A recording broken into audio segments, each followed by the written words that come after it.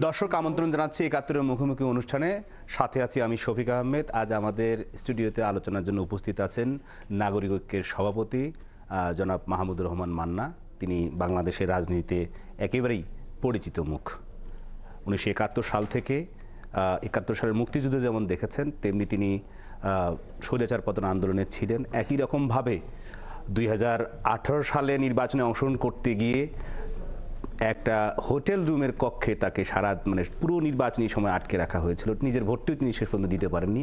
তারই ধারাবাহিকতায় গেল 24 সালের 7 জানুয়ারি নির্বাচনের শেষ দিন পর্যন্ত যিনি আওয়ামী লীগ সভানেত্রী তৎকালীন প্রধানমন্ত্রীকে আহ্বান জানিয়েছিলেন যে আলোচনার মাধ্যমে সমাধান করা, তার সেই পরামর্শ বা সেই আহ্বানে যদি সাড়া দিতেন তাহলে শেখ হাসিনাকে শেষ পর্যন্ত 24শে জুলাই আগস্ট আন্দোলনে পালাতে হতো কিনা, সেই প্রশ্ন, সেই বিষয় নিয়ে আমরা কথা বলবো। জনাব মাহমুদুর রহমান মান্না, নাগরিক ঐক্যের সভাপতি, আপনাকে শুভেচ্ছা জানাচ্ছি, আমাদের স্বাগত জানাচ্ছি। আপনার অনেক ব্যস্ত সময়ের মধ্যেও আপনি সময় দিয়েছেন। আমাদের সাথে আছেন অন্তর্বর্তী সরকারের প্রধান উপদেষ্টার ডেপুটি প্রেস সেক্রেটারি, যিনি মূলত সাংবাদিকতা করেছেন দীর্ঘ সময় ধরে। তিনি গত অন্তর্বর্তী সরকার গঠিত হওয়ার পর তিনি অন্তর্বর্তী সরকারের প্রধান উপদেষ্টার ডেপুটি প্রেস সেক্রেটারি হিসেবে কাজ করছেন। জনাব আবুল কালাম আজাদ তিনি আমাদের সাথে আছেন। এবং আমরা শুরুতে জানতে চাই, আমরা আসবো জনাব মাহমুদুর রহমান মান্না আপনার কাছে। আপনার বয়স 76 বছর, 1 নভেম্বর আপনার জন্মদিন গেছে, দেরিতে হলো জন্মদিনের শুভেচ্ছা। 75 বছর, আপনার 1 নভেম্বর আপনার জন্মদিন গেছে, দেরিতে হলো জন্মদিনের শুভেচ্ছা। শুরুতে জানতে চাই যে মূলত আজকে আলোচনার মূল বিষয় যদি আমরা ধরে নিই এরকম, যে সনাতনী জাগরণ মঞ্চ এবং ইসকনের নেতা, সাবেক নেতা যিনি বহিষ্কৃত হয়ে চিন্ময় দাস কৃষ্ণের মামলা এবং তার জামিন বিরোধিতা করায় আপনার আইনজীবী সাইফুল ইসলাম আলিফকে এই ইসকন এবং আপনার সনাতনী জাগরণ মঞ্চের নেতাকর্মীদের একেবারে সরাসরি নৃশংস হামলায় তিনি হত্যাকাণ্ডের শিকার হয়েছেন। এবং সেই ঘটনায় ভারতীয় গণমাধ্যম পুরোপুরি উল্টো প্রতিবেদন প্রচার করেছে। আজকেও আমরা দেখেছি যে ভারতের পররাষ্ট্র মন্ত্রণালয়ের মুখপাত্র রণধীর জয়সওয়াল তিনি আজকে বলেছেন পররাষ্ট্র মন্ত্রণালয়ের ব্রিফিংয়ে এসে যে বাংলাদেশে সহিংসতা বাড়ছে, এটা শুধু গণমাধ্যমের মিডিয়ার অতিরঞ্জন নয়। কি বলবেন আপনি?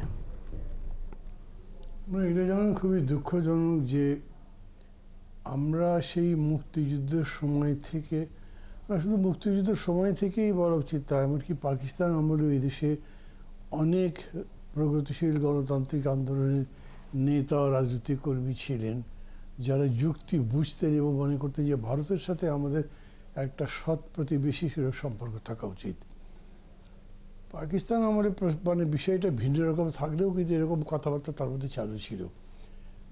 আমরা এটা মনে করি যে নিশ্চিতভাবেই ভারতের সাথে আমাদের সম্পর্ক থাকা উচিত। ওই বলে না, প্রতিবেশী তো বদলানো যায় না।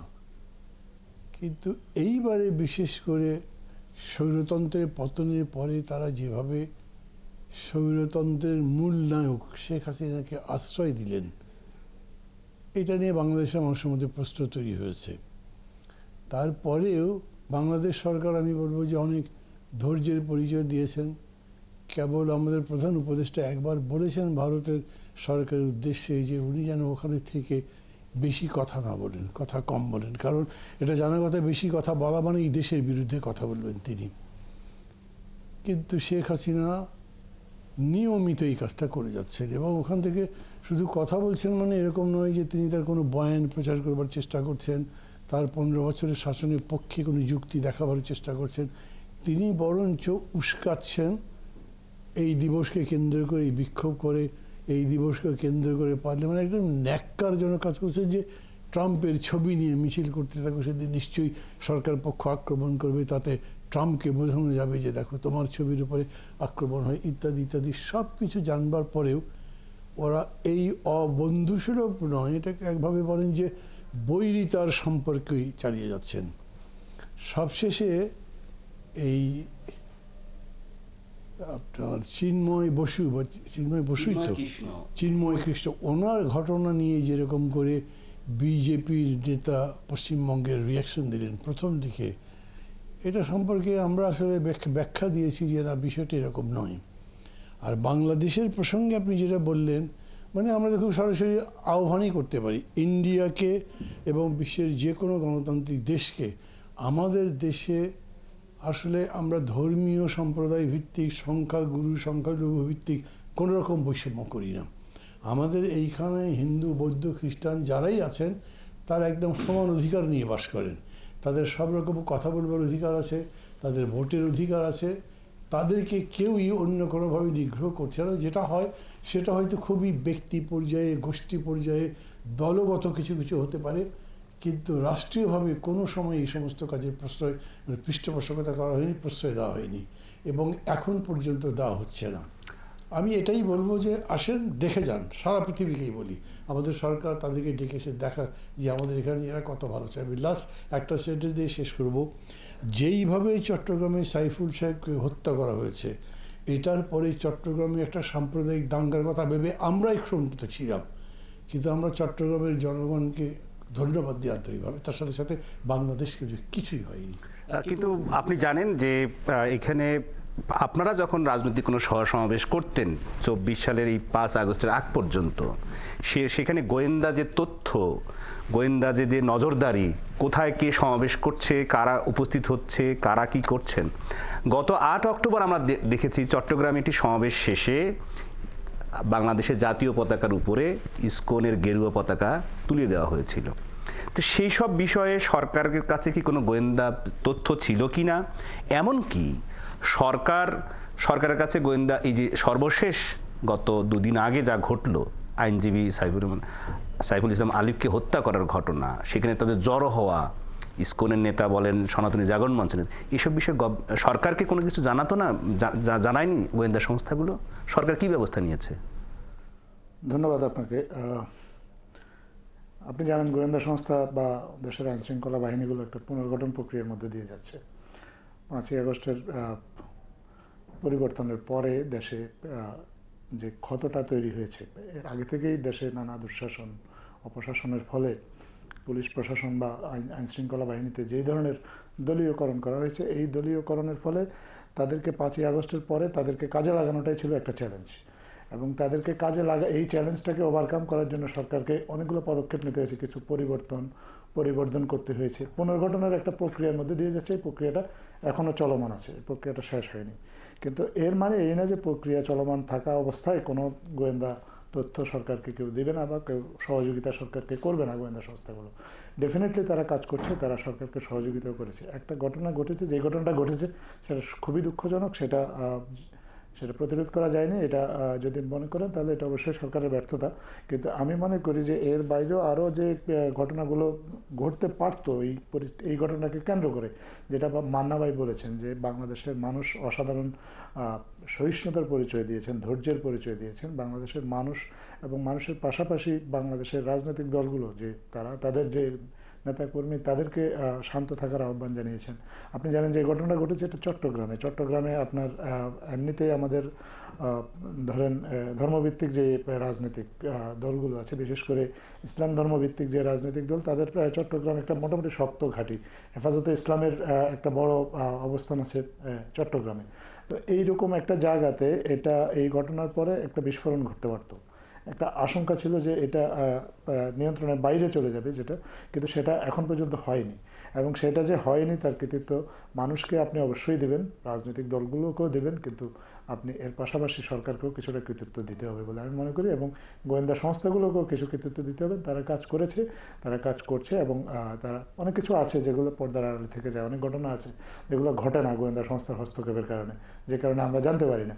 কিন্তু তাদেরকে সম্পূর্ণরূপে ব্যর্থ বলবো না আমি। তারা পুনর্গঠনের মধ্য দিয়ে আছেন। এই পুনর্গঠনের মধ্য দিয়েও তাদের পক্ষে যতটুকু করা সম্ভব তারা সাধ্য অনুযায়ী চেষ্টা করছে, এবং সরকারও তাদের কাছ থেকে প্রয়োজনীয় সহযোগিতাটুকু পাচ্ছে। কিন্তু আমার আরেকটা প্রসঙ্গ ছিল যে ভারতীয় গণমাধ্যমে শুধু প্রতিবেদন প্রকাশের মধ্যেই কিন্তু সীমাবদ্ধ আমরা দেখছি না, যে সেটা একেবারে টোটালি সাইফুল ইসলাম আলিফকে চিন্ময় কৃষ্ণের আইনজীবী হিসেবে ভুলভাবে যেমন সংবাদ হচ্ছিল, তেমন আন্তর্জাতিক গণমাধ্যমে আমরা দেখেছি, একটি বড় আন্তর্জাতিক গণমাধ্যম, সেখানেও কিন্তু একটি সংবাদ প্রকাশ করা হয়েছে, এবং সেটি যদিও তারা পরবর্তী সময়ে প্রত্যাহার করে নিয়েছে। প্রশ্ন হচ্ছে যে বাংলাদেশের মানে ধর্মীয় যে মানে সাম্প্রদায়িক যে সম্প্রীতির একটি দেশ, এটি বিশ্বে কিন্তু নানান সময় এটি কিন্তু প্রমাণিত হয়েছে।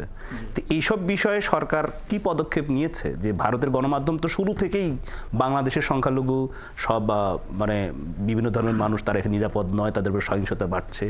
অবশ্যই আপনার গত দুর্গাপূজার সময়ও তারা এইসব এই বিষয়ে যে আপনি যে উদ্বেগের কথা জানিয়েছেন এটা আমরাও জানি এবং আমরাও উদ্বিগ্ন। এবং এই অপতথ্যের যে আমাদের যে চ্যানেলগুলো আছে, আমাদের নিজস্ব চ্যানেলে আমরা কিন্তু এটার প্রতিবাদ করেছি, ক্ষেত্র বিশেষে ডিবাং করেছি। আমরা বলেছি যে এগুলো মিথ্যা। আমরা আমাদের ভেরিফাইড ফেসবুক পেজ আছে, সেখানে বলেছি, আমাদের টুইটার অ্যাকাউন্ট, সামাজিক যোগাযোগ মাধ্যম, আমরা আমাদের সরকারিভাবে আমরা চেষ্টা করেছি। শুধু আমরা নয়, ইন্ডিপেন্ডেন্ট যে ফ্যাক্ট চেকার আছে বাংলাদেশে যারা কাজ করছে, তারাও কিন্তু এই অপতথ্যগুলোকে শনাক্ত করে তারা কিন্তু জানিয়েছে এগুলো যে মিথ্যা।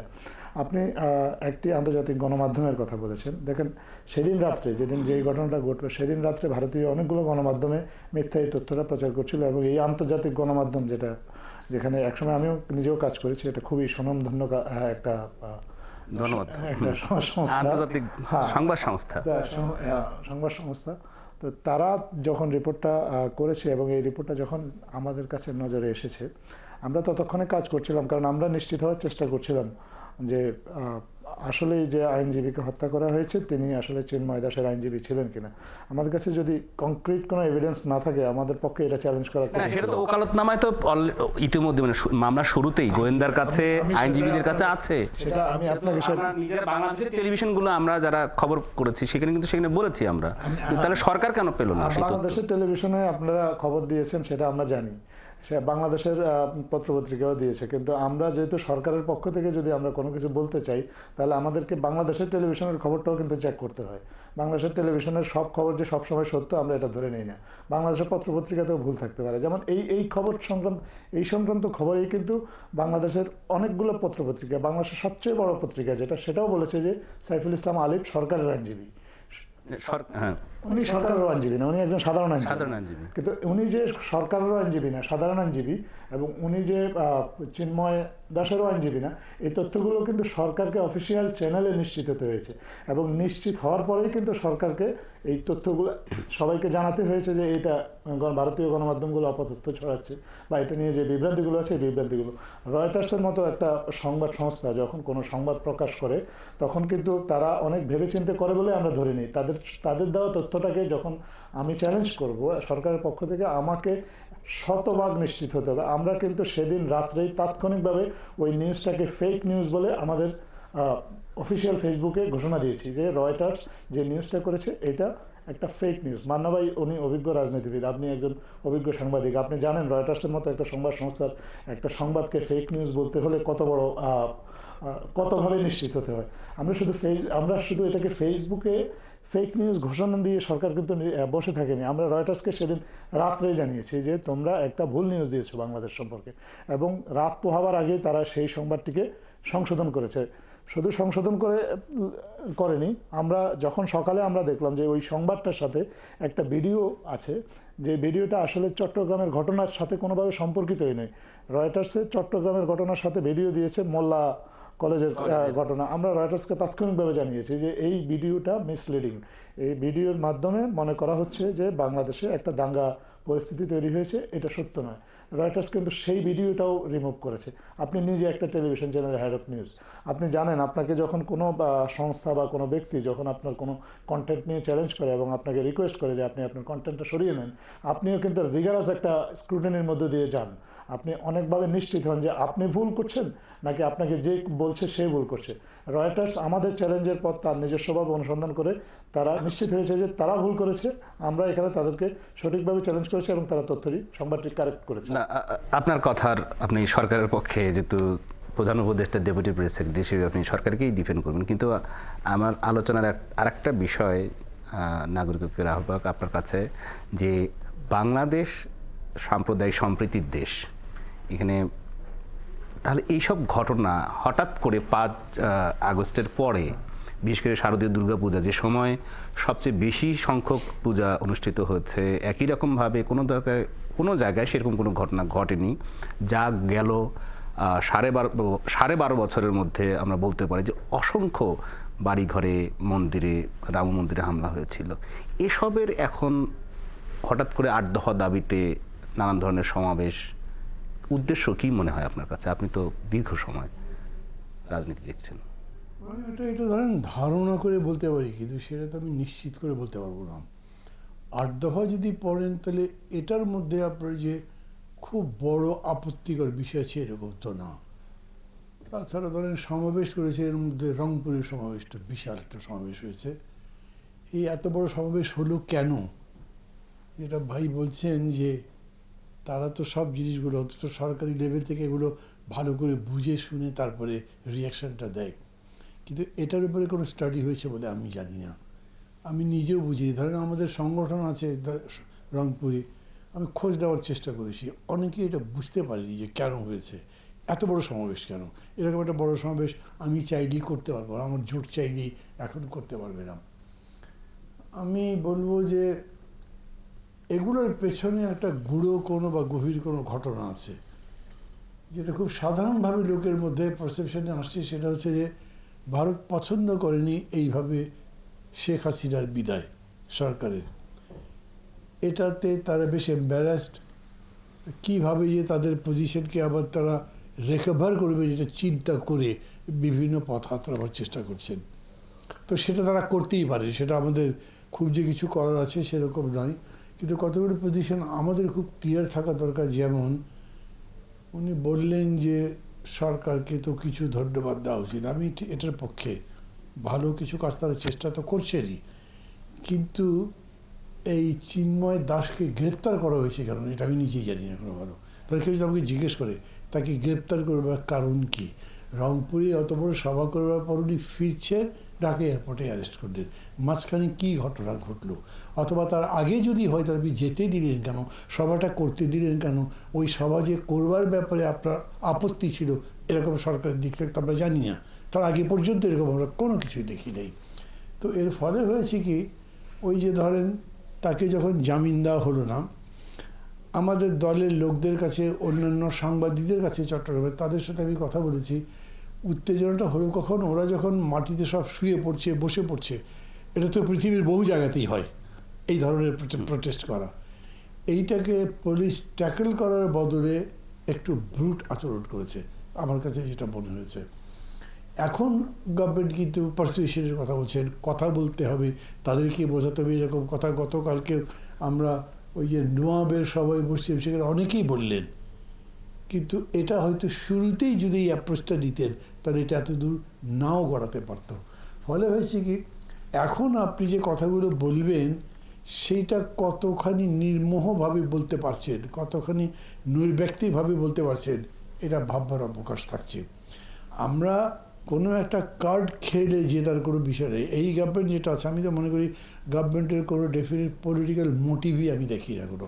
মানে আমার একটা দলের আমি দায়িত্বে আছি, সেই দলের থেকেও মানে এখন অন্তর্বর্তী সরকার সরকারের সার্টিফিকেট দেওয়া, আমি পরে কোয়েশ্চেনটা হতে পারি যদি উল্টাটা হয়, কে জানে, আজকে মন ভালো আছে, কালকে মনটা যদি বদলে যায়, আজকে কোনো ক্ষমতার লোভ নেই, কাল যদি বদলে যায়। কিন্তু তারপরে আমি বলছি যে এই সরকারের সবচেয়ে বড় স্ট্রেংথই এটা যে এই গভর্নমেন্ট সম্পর্কে মানুষ একটা ধান্দাবাজ গভর্নমেন্ট মনে করে না, লুটেরা চোর ডাকাত গভর্নমেন্ট মনে করে না, এরা যেন তেন প্রকারে ক্ষমতায় থাকার ফন্দি ফিকির করছে এইটা মনে করে না। এই রকম অ্যাট্রিবিউটস কোনো গভর্নমেন্ট পায়নি অতীতে। আমরা আলোচনায় ফিরব। সরকারের প্রায় 4 মাস হতে চলল, সরকারের নানান বিষয়ে, নানান সেক্টরে ব্যর্থতা, সফলতা নিয়ে আলোচনা করব। দর্শক, ফিরছি আমরা বিরতির পর, আমাদের সঙ্গেই থাকুন। দর্শক, ফিরে এলাম ৭১-এর মুখোমুখি অনুষ্ঠানে। আমাদের সাথে আছেন নাগরিক ঐক্যের সভাপতি জনাব মাহমুদুর রহমান মান্না। একই সাথে আমাদের এই আলোচনায় শুরু থেকে উপস্থিত আছেন প্রধান উপদেষ্টা, deputy press secretary Abul Kalam Azad Majumdar. আমরা শুরুতেই যে আলোচনায় ছিলাম, বিরতির পর আমরা আবার ফিরতে চাই সেই আলোচনায় যে সরকারের, অন্তর্বর্তী সরকারের প্রায় 4 মাস হতে চলল।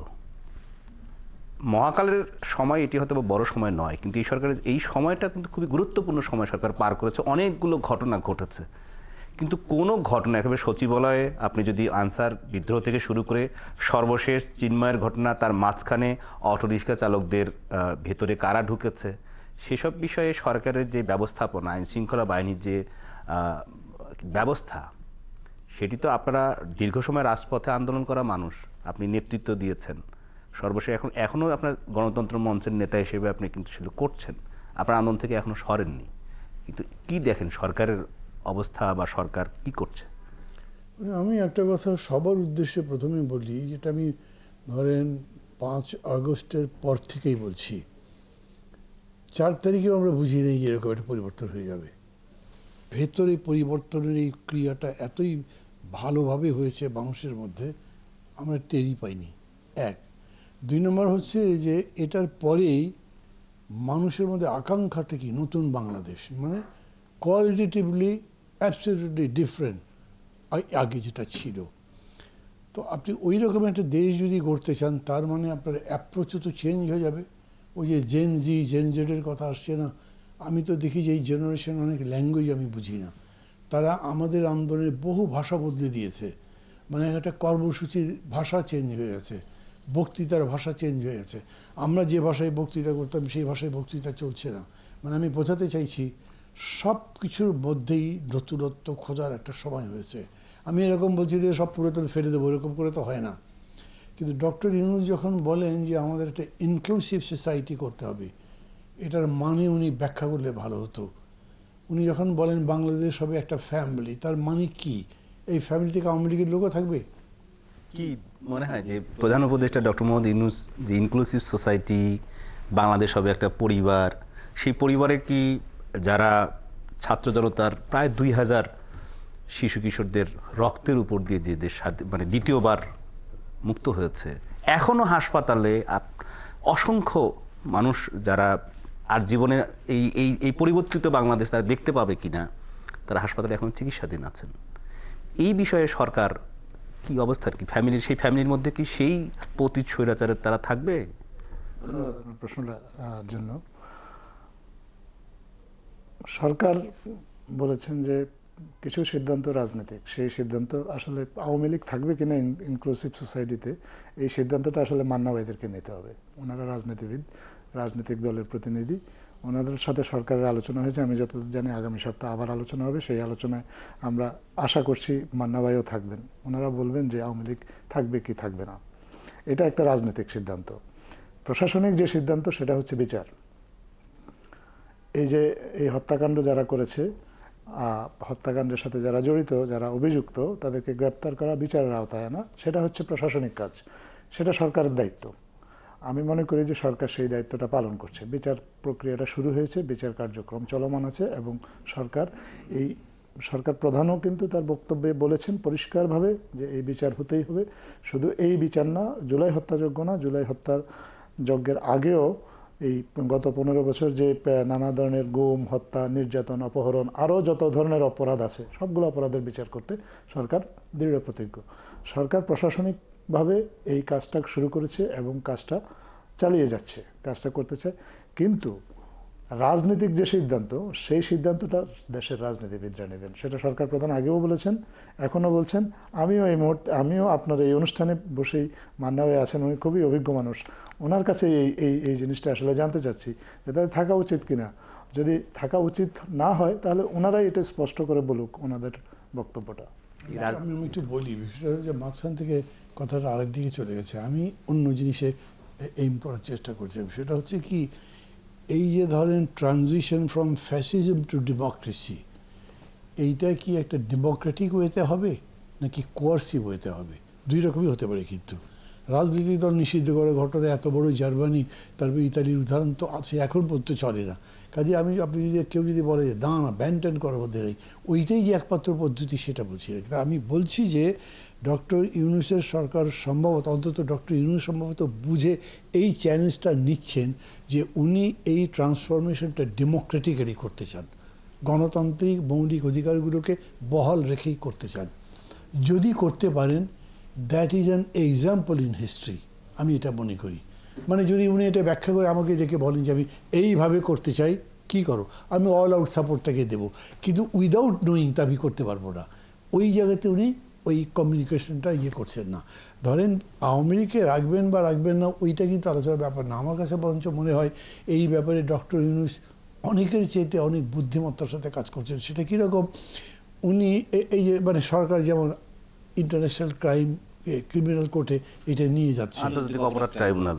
তো ওইখানে যদি মামলা অ্যাডমিট হয় তাহলে শেখ হাসিনা ইন্ডিয়া থাকতে পারবে না, কারণ যদি কল করে থাকতে পারবে না, তো যে শেল্টারটা আছে ওইটাই থাকবে না। এবং উনি যখন বলছেন যে এই হত্যাগুলোর বিচার না করার আগে পর্যন্ত আমি তো এই পরিপূর্ণ ডেমোক্রেসিতে যেতে পারবো না, তার মানে উনি আরও কিছু এইম করছেন। কিন্তু সমস্যা হচ্ছে যে ওনার বিষয়টা পুরা উনি না নিজে ব্যাখ্যা করছেন, না তার কোনো স্পোক্স পারসন আছে। কোনো একটা ঘটনা ঘটছে তখন এক এক উপদেষ্টা এক এক রকম বলছেন, কেউ মুখপাত্র যে তিনি বলবেন যাতে আমরা সবাই মিলে বুঝতে পারি। সো আমার বক্তব্যটা হচ্ছে এটা অবশ্যই একটা পথ হতে পারে যে আমি ঠিকই গণতন্ত্র প্রতিষ্ঠা করব, কিন্তু মারপিট করে না, গায়ের জোরে না, আমি পারসিউ করে এবং আমি সবাইকে উইন করেই এটা করতে চাই। করতে পারলে আমি আবার বলি নাথিং লাইক দ্যাট। এবং ডক্টর ইউনূসের যে স্ট্যাচারটা ছিল বা এখনও আছে সেইটা দিয়ে উনি ওইদিকে যাওয়ার মতো জায়গায় যাবেন। কিন্তু আমাদের দেশটা তো খুবই বিভাজিত দেশ। আমাদের ওপিনিয়নগুলোকে আপনি একসাথে নিয়ে আসবেন। এই যে কনস্টিটিউশনের উপরে এত বিতর্ক চলছে, একজন বললে আমি ইসলামিক কনস্টিটিউশন চাই, আরেকজন বললে আমি সেকুলার কনস্টিটিউশন চাই, এটা তো কোনো পয়েন্টে মিট করে না। কোথায় নিয়ে যাবেন? এই রকম আপনার 100টা পয়েন্ট থাকবে, মিলবে না একটার সাথে আর একটা। এগুলো একদম শুরু থেকে যদি আপনি ডিসকোর্সের মধ্যে দিয়ে কমাতে কমাতে চেষ্টা করতেন তাহলে হতো, কিন্তু তারা এরকম করছে না। আমরা ডিসেম্বর জানুয়ারিতে একটা প্রেস করব, তারপরে আলোচনা শুরু হবে। তাই সেটাও আবার কি যিনি লিখবেন উনি আলোচনা করবেন না, লেখাটা লিখেছেন আপনি, আমার সাথে উনি বোঝাবেন উনি, এরকম করে আসলে আমি খুব ডিফিকাল্ট মনে করি। এরকম করে হবে কি আপনি দেখা যাবে সেটা কীরকম। সো আমাদের সাথে যে বসবেন সেখানে শুধু আওয়ামী লীগের ইস্যু নয়, ইস্যু তো অনেকই আছে। এখন ইস্কনকেও নিষিদ্ধ করার কথা বলছে, কীরকম মজার ব্যাপার দেখেন, তার তো কোনো রেজিস্ট্রেশন নাই, তো আপনি কী করবেন? হ্যাঁ বলতে পারে তো ছাত্রলীগের তো রেজিস্ট্রেশন ছিল না, সেটাও তো ব্যান করেছেন। সার্বিকভাবে মূল কথা হচ্ছে রাজনীতিকে দিয়ে, আপনি রাজনীতি দিয়ে যদি মোকাবেলা না করতে পারেন, তাকে পরাজিত করতে না পারেন, নিজে জিততে না পারেন, তাইলে নিশ্চয়ই শুধুমাত্র সরকারের নিষেধাজ্ঞা দিয়ে হয় এটা আমি মনে করি না, কেউই মনে করবে না। কিন্তু আপনি সেই রাজনীতি দিয়ে কি করতে পারছেন সেটাও কিন্তু আমাদের কাছে পরিষ্কার হচ্ছে না। সেটা যদি হয় তাইলে আমরা যে নতুন বাংলাদেশ গড়বার কথা ভাবি, যেটার সবচেয়ে বড় যে একটা কালচার তৈরি করা, পলিটিক্যাল পার্টিগুলোর মধ্যে কোনো সংস্কারের ব্যাপার আছে কি? কোনো এজেন্ডাই নেই। পার্টিগুলো নিজেরা কোনো এজেন্ডা নিয়েছে, তারা এজেন্ডা নিতে যাবে কেন? They are comfortable with whatever is, বা যা যাচ্ছে সেটাতে তারা কমফোর্টেবল আছে। এগুলোতে আপনি কোনোটাই একটা টার্মস অফ রেফারেন্সে আনতে পারেনি। সেই জন্য সব মিলে আমি বলছি যে হোল প্যাকেজটা চিন্তা করে ফিলোসফিক্যালি যদি বলতেন, আমেরিকান কনস্টিটিউশন লিখবার সময় 3টা 4টা 5টা থিসিস হয়েছে ওইটার উপরে। আমাদের এখান থেকে কোনো ইন্টেলেকচুয়াল এক্সারসাইজ হচ্ছে না। আমরা কনস্টিটিউশনের উপরে পৃষ্ঠার পর পৃষ্ঠা প্রবন্ধ লেখা হচ্ছে, যে তা তো হচ্ছে না। ওই টক শোর মধ্যে যেগুলো হচ্ছে আর নিজেদের মধ্যে ঝগড়াঝাটি হচ্ছে, ওইটারই আপলিফ্ট হওয়া দরকার বলছি। না, আসলে এই বিষয়গুলো নিয়ে আরও পরিষ্কারভাবে আমাদের জানার, দর্শকদের কাছে আরও পরিষ্কার হওয়া উচিত যে সরকারের কাছে, সরকারের এই অন্তর্বর্তী সরকারের প্রতি একটা দল মত মানে আওয়ামী লীগ এবং তার দোসর ছাড়া মানে সকল ধর্মের মানুষই, আমি বলবো সকল মতের মানুষ, সাধারণ মানুষ, কৃষক শ্রমিক জনতা, সবার এত সমর্থন থাকার পরেও সরকারের কাজকর্মের মধ্যে তাদের লক্ষ্য উদ্দেশ্য নিয়ে অনেক মানুষের মধ্যে সন্দেহ সংশয় তৈরি হচ্ছে কেন? ফিরবো এই আলোচনায় বিরতির পর। দর্শক, ফিরে এলাম ৭১-এর মুখোমুখি অনুষ্ঠানে। আজ আমাদের সাথে আছেন নাগরিক ঐক্যের আহ্বায়ক, নাগরিক ঐক্যের আহ্বায়ক ছিলেন, তিনি সভাপতি হয়েছেন জনাব মাহমুদুর রহমান মান্না, এবং উপস্থিত আছেন প্রধান উপদেষ্টার deputy press secretary Abul Kalam Azad Majumdar. আমরা বিরতির আগে যে আলোচনায় ছিলাম সেই আলোচনায় আবার ফিরতে চাই। মাহমুদুর রহমান মান্না বলছিলেন যে সরকারের অনেক সমর্থন আছে, আমরাও বিশ্বাস করি অনেক সমর্থন আছে, ছিল, কিন্তু সমর্থন সরকারের অনেক বিষয়ে তার অবস্থান পরিষ্কার করতে পারছে না। আমি আপনার সাথে বিনয়ের সাথে দ্বিমত পোষণ করছি। সরকার কি করতে চাচ্ছে, সরকার কিন্তু পরিষ্কার একটা আউটলাইন দিয়েছে। এই আউটলাইনটার সাথে আমি মনে করি যে আমাদের যে রাজনৈতিক দলগুলো আছে এবং আমাদের যে যারা ছাত্র, যারা আন্দোলনে একটা বড় স্টেক হোল্ডার ছিল, তারা কেউ কিন্তু দ্বিমত পোষণ করেনি। মাঠে তাদের যার যার রাজনৈতিক অবস্থান আছে, রাজনৈতিক ইস্যু আছে, তারা তাদের মতো করে রাজনীতির নিয়ে কথা বলছে।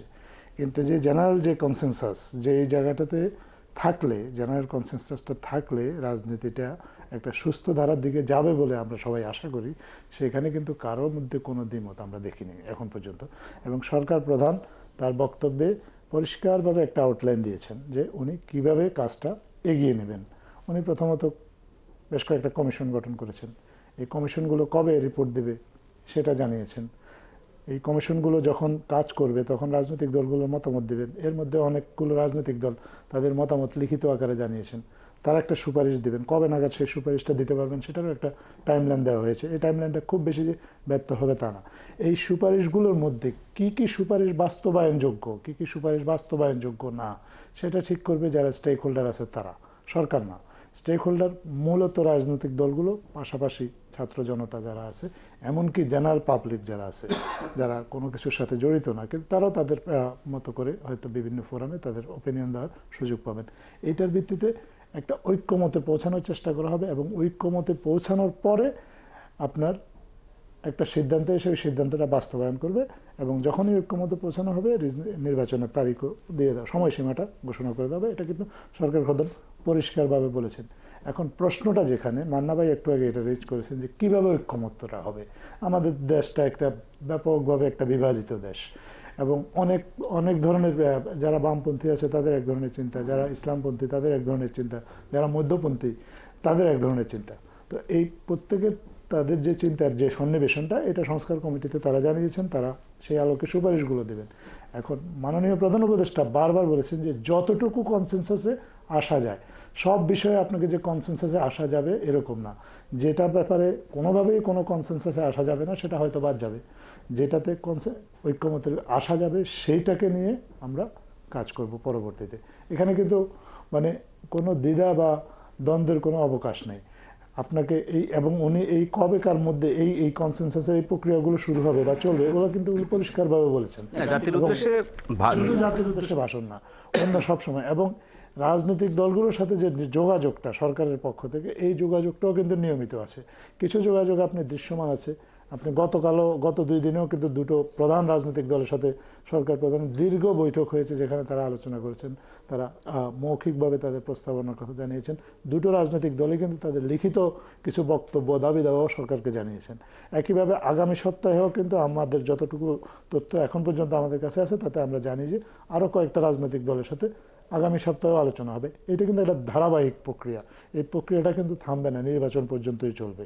বিভিন্ন ইস্যুতে আমাদের যে আলোচনাগুলো হবে, বিভিন্ন যে ইস্যুগুলো আসবে, রাজনৈতিক বিষয়গুলো মূলত, সেই রাজনৈতিক বিষয়গুলো রাজনৈতিক দলগুলোর মত নিয়ে এবং রাজনৈতিক পক্ষগুলোর মত নিয়ে, শুধু দল বলবো না আমি, রাজনৈতিক পক্ষগুলোর মত নিয়ে আপনার সেই বিষয়ে একটা কনসেনসাসে এসে কাজ করার সরকার চেষ্টা করছে। এই বিষয়ে কিন্তু সরকার, আপনি বলছেন কোনো স্পষ্টতা নেই, কিন্তু আমি দেখছি যে এই বিষয়ে বিন্দুমাত্র স্পষ্টতা নেই। মান্না ভাই, আপনার কাছে আসতে চাই যে আলোচনা এই পর্যায়ে যে দীর্ঘ সময় ধরে রাজপথে, বিশেষ করে এই 15.5 বছর তো শুধু না, তার আগেও আপনি ছিলেন। 15.5 বছরের মধ্যে আপনি 2014 সালের নির্বাচন দেখেছেন, 2018 সালের নির্বাচনে আপনি প্রার্থী হয়েছিলেন। এক কক্ষে আপনাকে নিজের ভোটটা শেষ পর্যন্ত দিতে দেয়নি, এটা আমরা গণমাধ্যমে সরাসরি আমরা কাভার করেছি। এরপরে 24 সালে যা হলো সেটা তো হলো, সেটা তো, কিন্তু এই সময়ের মধ্যে আপনারা 24 সালে বিশেষ করে 7 জানুয়ারি নির্বাচনের আগ পর্যন্ত সরকারকে যা আহ্বান জানিয়েছিল গণতন্ত্র মঞ্চ এবং প্রত্যেকটি সভা সমাবেশ থেকে আপনারা বলেছিলেন যে সরকারের শেষ মুহূর্তে তাদের নির্বাচন পিছিয়ে আলোচনা করে একটি সমাধান করা। সেই কথা যদি সরকার শুনতো, আওয়ামী লীগ তৎকালীন, বিশেষ করে শেখ হাসিনা শুনলে, তার পরিণতি কীরকম হতো?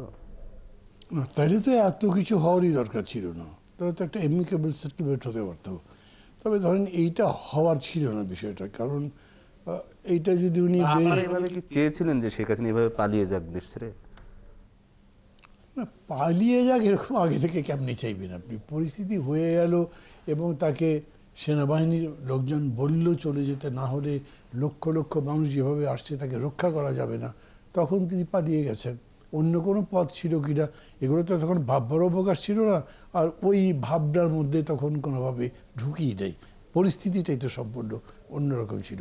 কিন্তু আপনি যেটা জানতে চাইছেন সেটা আমি বলছি যে ধরেন পুরা বিষয়টার মানে আন্দোলন যা হলো, যে দাবিটা যেটা করা হলো, সেটার একটা এমিকেবল মিউচুয়াল সেটেলমেন্ট হতে পারত কি না, আমরা মনে করেছি যে টিল দ্য লাস্ট টাইম এটা হওয়া সম্ভব ছিল যদি তাদের মধ্যে কোনো মানে শুভ চিন্তা উদ্রেক করতো।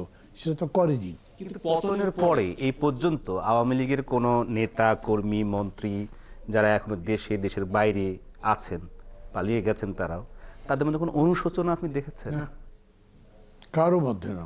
তাহলে তাদের ভবিষ্যৎ কি? বাংলাদেশের রাজনীতিতে, বাংলাদেশের মানুষের সাথে আবার রাজনীতিতে ফিরে আসা? বাংলাদেশে যদি বলি, আমি কিন্তু আওয়ামী লীগের ভবিষ্যৎ দেখি না। এটা কোনো আপনি নিজেও তো আওয়ামী লীগ করেছেন, আমি কোনো কেন্দ্রীয় কমিটি সর্বোচ্চ বিদ্বেষ থেকে বলছি না। হয় কি, রাজনীতি তো একটা, মানে আমরা বলি যে রাজনীতির উপরেই দাঁড়ায়, একটা নীতির উপরে, একটা বক্তব্যের উপরে, একটা লক্ষ্য, কর্মসূচি, আদর্শ ইত্যাদির উপর দাঁড়ায়। যেমন আজকের একটা শব্দ চালছে ন্যারেটিভ, বাংলা বলছে বয়ান। এই আওয়ামী লীগ ধরেন আবার রাজনীতি করবার সুযোগ যদি পায়ও কোনো সময়, তাইলে এই 15 বছরে তার ব্যাখ্যা কি হবে? 15 বছরের তাকে ক্ষমতা থেকে চলে যেতে হয়েছে কেন, তার ব্যাখ্যা কি?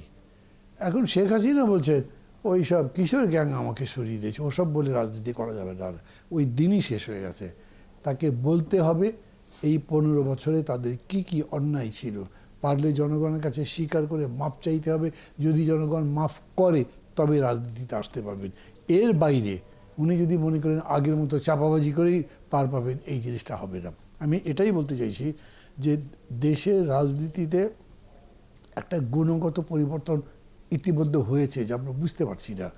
রাজনীতির ল্যাঙ্গুয়েজ চেঞ্জ হয়েছে, অ্যাপ্রোচ চেঞ্জ হয়েছে এবং দৃষ্টিভঙ্গি চেঞ্জ হয়েছে। মানে আপনার রাজপথের বক্তব্য যে আগের আওয়ামী লীগ যে 420, আপনি একটা বক্তব্য দিতেন সবসময় যে 420 চলবে না, এবারে যে প্রসেস শুরু হয়েছে, যে সংস্কার চলছে, ভবিষ্যতে কি 420 সেই রাজনীতি চলবে? আওয়ামী লীগ আসলে আমি তাকে আবার 420 বলবো, কিন্তু এই গভর্নমেন্টে আমি 420 বলছি না।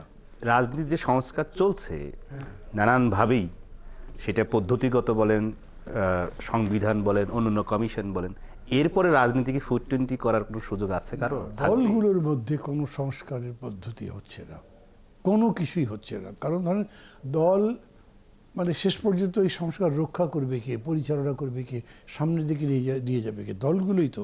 সেই দল যদি এই পরিবর্তনের ধারার সাথে একাত্ম হতে না পারে, তাকে নিজে আত্মস্থ করতে না পারে, তাহলে সে তো সেটা ট্রান্সলেট করতে পারবে না ইনটু রিয়েলিটি। সেইটা কি দাঁড়াবে যে ওদের সাথে প্রতিনিয়ত ক্র্যাশ হবে, মানুষ দেখবে ওরা বর্জিত হতে শুরু করবে এবং ততদিন পর্যন্ত দেশের বেশ কিছু ক্ষতি হবে। এবং এই জিনিসটার কিছু কিছু লক্ষণ আপনারা দেখেন, এত বড় আত্মত্যাগের পরে যে সরকারটা চলে গেল, তার 3 দিনও যায়নি বিএনপি বিরাট একটা সমাবেশ করে বলল 3 মাসের মধ্যে নির্বাচন দাও। মানুষ একেবারেই পছন্দ করি সেটা। কোনো মিছিল হয়নি, কোনো বিরাট স্টেটমেন্ট হয়নি, কিন্তু বোঝা গেছে যে মানুষ পছন্দ করছে না। এবং সেই জন্য দেখেন তারা কয়েকদিনের মধ্যেই ভাষা চেঞ্জ করে বলল 6 মাসের মধ্যে দিতে হবে, এবং সেটাও চেঞ্জ করে তাদেরকে বলতে হয়েছে যৌক্তিক সময় আসতে হবে। তো এইটা কি ডিকটেশন অফ, কি বলবো, মানে পরিবেশের বলেন বা পরিস্থিতির বলেন যে ডেভেলপ হয়েছে, তার এই ডিকটেশন এসে গেছে। এবং আমি অবশ্য বিএনপিকে ধন্যবাদ যে তারা এটা বুঝেছে এবং মেনেছে। আওয়ামী লীগ ওরা মানতো টানতো কিনা সে ব্যাপারে আমার সন্দেহ আছে।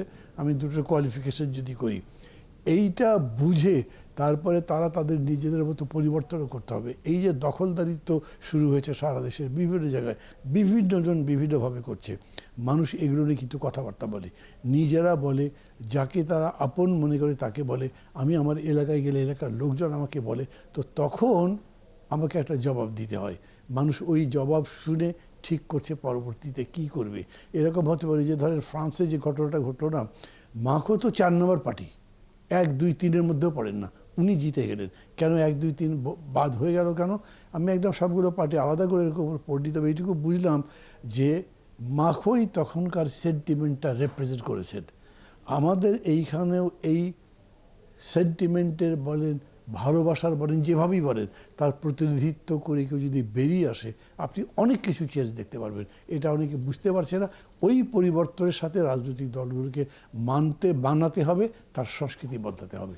আসবো আপনার কাছে আলোচনায়, তবে এই পর্যায়ে আপনার কাছে আসি যে অন্তর্বর্তী সরকার 5 আগস্টের পর, 8 আগস্ট দায়িত্ব নেওয়ার পর আমরা দেখলাম যে হঠাৎ করেই সকল সবজির দাম অনেক কমে গেল, কিন্তু তার 15-20 দিন পর আবার তা আগের মতোই বাড়তে থাকলো।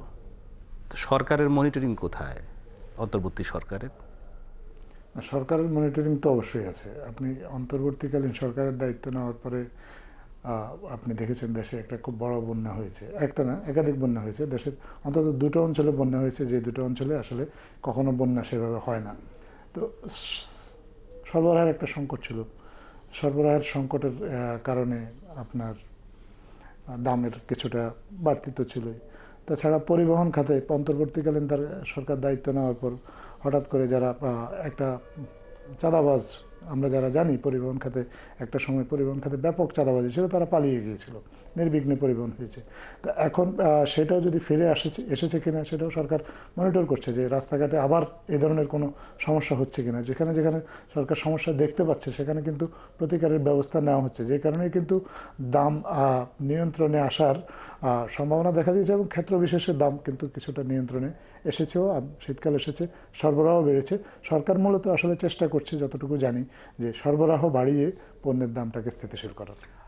এই পর্যায়ে আমরা একাত্তরের মুখোমুখি অনুষ্ঠানের প্রায় শেষ পর্যায়ে। ধন্যবাদ আমাদের সাথে আজকে এই একাত্তরের মুখোমুখি অনুষ্ঠানে দীর্ঘদিন পর একাত্তরের স্টুডিওতে এসেছেন নাগরিক ঐক্যের সভাপতি জনাব মাহমুদুর রহমান মান্না। আপনার প্রতি কৃতজ্ঞতা, অনেক ব্যস্ত সময়ের মধ্যে আপনি আজকে সময় দিয়েছেন। একই রকমভাবে ডেপুটি প্রেস সেক্রেটারি হিসেবে প্রধান উপদেষ্টার কাজ মানে সরকারের সাথে যুক্ত থাকলেও আপনার অনেক ধরনের কাজ আছে, অনেক গণমাধ্যম, দেশের সার্বিক পরিস্থিতির মধ্যেও আপনি ব্যস্ত সময়ের মধ্যে সময় দিয়েছেন। এই জন্য একাত্তর টেলিভিশনের কর্তৃপক্ষ, টেলিভিশনের পক্ষ থেকে আপনাদের দুজনের প্রতি কৃতজ্ঞতা জানিয়ে আজকের মতো একাত্তর মুখোমুখি অনুষ্ঠান এ পর্যন্ত।